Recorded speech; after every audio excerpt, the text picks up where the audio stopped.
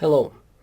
Today is the day 70 of this war, and it's hard to believe because I clearly remember the first days, the first weeks of the war, and they are all like merged in one long day and night. But we counted hours, and we hoped that our army will be able to stop Russian aggression for several days, maybe for a week, and nobody could predict that this will take such a long time. We are in the day 70, and according to various experts, the longer the war lasts, the longer are the projections for its duration in the future. When the war started, everyone gave a couple of days for Ukraine to be taken over by Russian troops. Then when it was clear that Ukrainian troops are holding the ground and this war is gonna be longer, there were various prognoses of 3 weeks, 4 weeks. Now we are in the third month, and most of people whom I trust, who are like media, military experts, they say that the war will last at least 3 more months, maybe till the late fall. Again, those projections are just wild guesses, basically, because there are many forks, many alternative paths to go. We will never know what will happen exactly in the future, but for the time being, the war has long entered its positional phase, that Russian troops are advancing on some fronts, retreating on other fronts. The same goes for Ukrainian troops. It's kind of stalemate situation that is obvious already for several months, basically, with small local changes. What we are witnessing, though, is ever more intensive destruction of civilian infrastructure and civilian population. I will speak today about a couple more missile strikes that occurred over the past days. One of them hit Lviv. Well, not one rocket, but I think 3 or 4 rockets hit targets inside the city of Lviv, and all over the country. The main targets were either electrical power facilities or railroads, or both. Electrical power facilities that provide electricity for the railroads. The explanation for this kind of bizarre choice of targets is an attempt on the side of Russia to stop providing weapons from the West to Ukraine. So they think that most of the weapons are transported through the railroads, and they attempt to destroy those to stop. Obviously, these are very imprudent moves, I would say. Even some independent Russian experts, or kind of anti-Putin Russian experts, say that it's kind of a game not worth playing, because, for example, in Lviv, in the last couple of days, there were destroyed 2 small electrical power facilities, and the damage they inflicted is quite minimal. I mean, the facilities are destroyed, but this did not stop the trains from functioning. The train system it was put on hold for several hours, or at least half a day, at most half a day, and then it renewed its functionality, and the cost of the rockets was like $50 million US dollars. So for $50 million US dollars, you stop Ukrainian trains for half a day. Doesn't seem to be a great deal. Another terrible thing that is going on is hitting various agricultural facilities. I already covered this in my previous updates, that Russians tried to stop Ukrainian farmers from planting the crops. Ukraine is a large provider of wheat, and recently they were hitting grain elevators. Like one of them was hit recently in, I think, Luhansk region, where very heavy fighting is happening, and by calculations the amount of grains that burned down there was sufficient to feed 300,000 people. So it's a mistake on the slide. 300,000 people for 1 year. So the city of 300,000 could be fed with bread, provided with bread for the whole year, or 120 million people could receive one portion of bread from what was just burned down by the rocket. I think this example brilliantly shows absurdity of war, what the war is.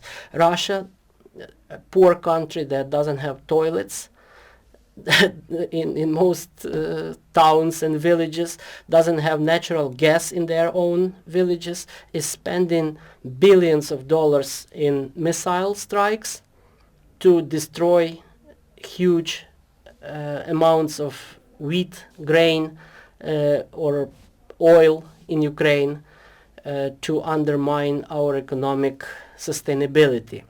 The other thing associated with the wheat was that Russians stole a huge amount of wheat from Kherson region in the south Ukraine and were trying to sell. So they stole it from warehouses, loaded on a ship, and were running that ship to Egypt to sell. And our diplomats somehow intervened, so Egyptian part will not buy that from them because it's a stolen wheat.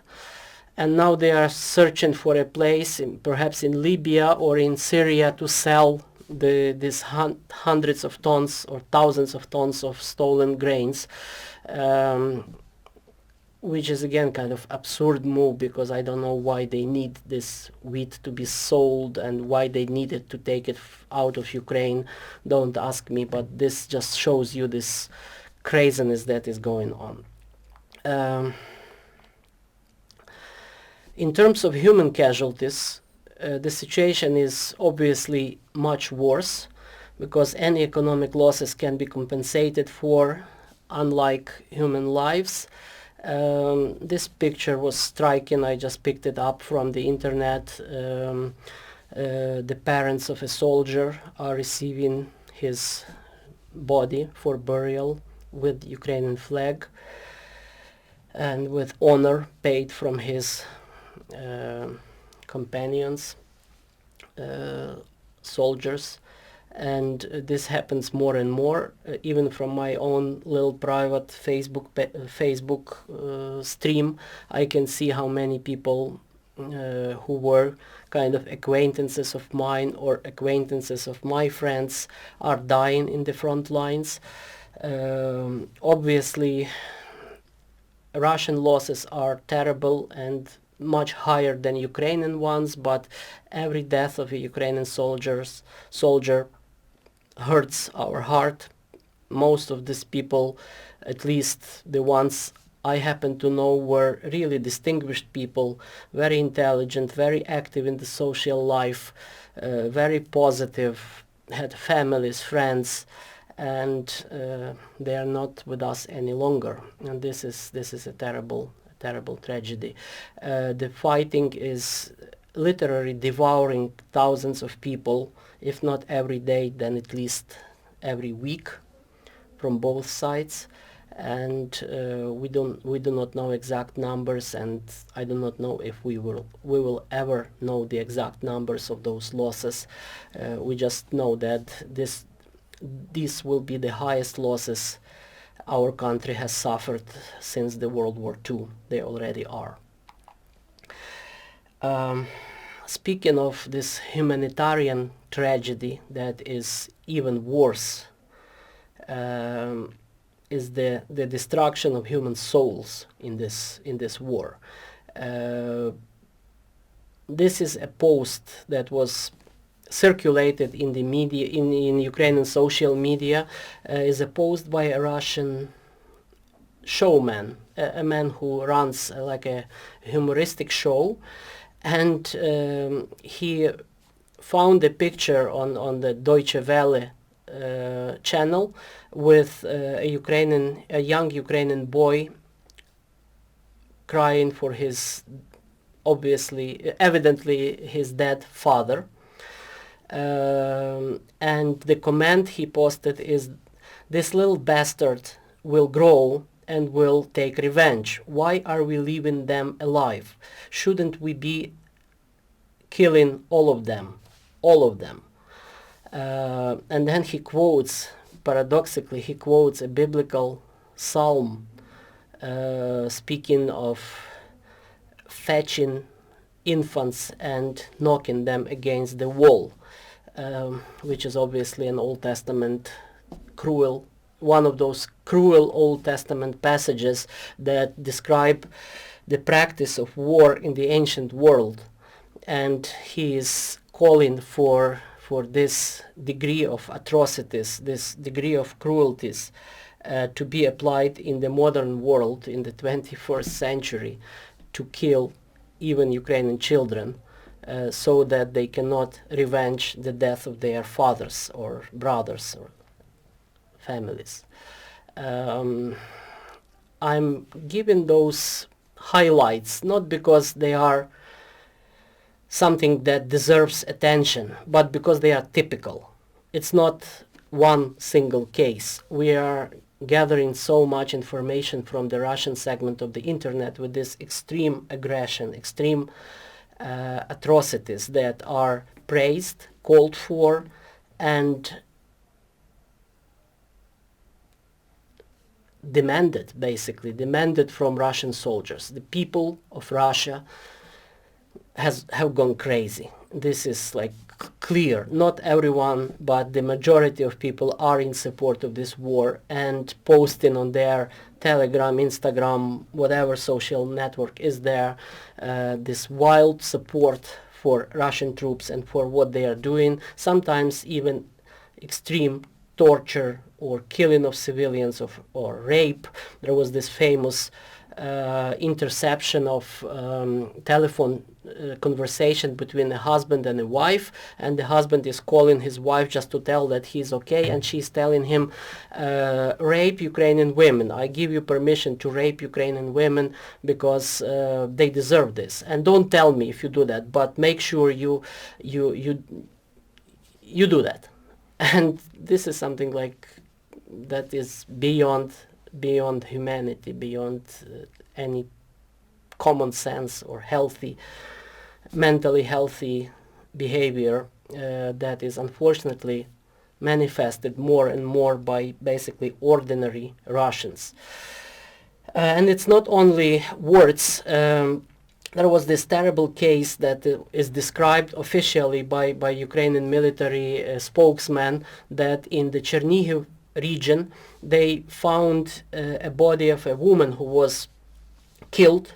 So after the liberation of a town or a village, it was not clear from the report, but there was a shot dead woman, and her little child of unspecified age, but certainly we are talking about a small baby or a child under 6 years old.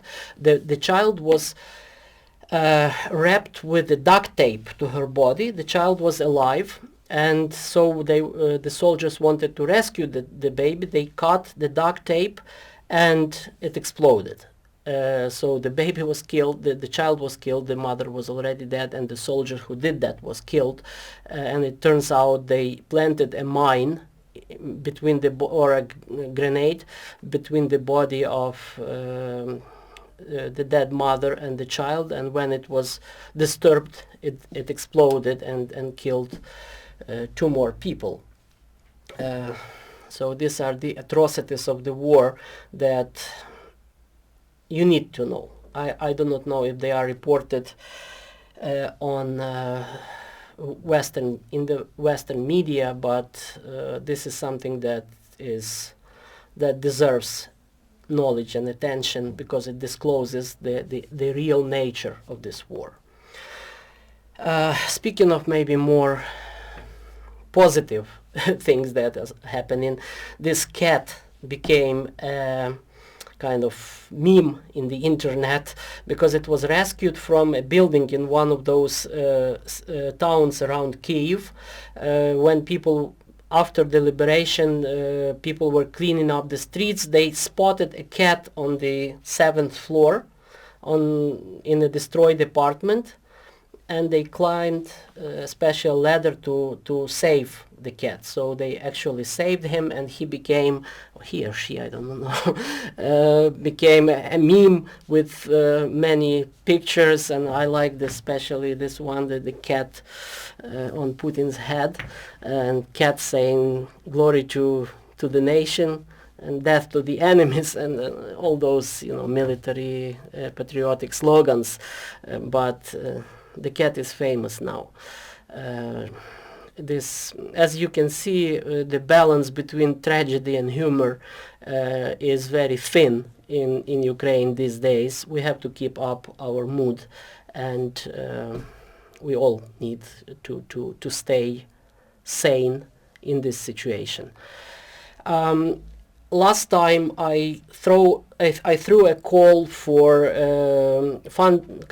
raising funds for raising your donations for hemostatic medicine, for blood stopping medicine and supplies, and I visited this volunteering headquarters today, for which the organization which buys those supplies, and I will add to this video a short clip from there. This is just a picture, but there will be a video in the end. This is what was purchased with your donations. Thank you for everyone who contributed. A number of people responded to my call, and we raised pretty much the amount I was asking for, something around 8,000 euro. And for this money we bought hemostatic medicine and some tourniquets and other critical components of the first aid kits for the army. Those will be collected and sent to the units in the front lines, and I'm sure even if 1 out of 10 will save life of a person, we already did a great service to Ukrainian country, to Ukrainian military, and to our country. And thank you for supporting us.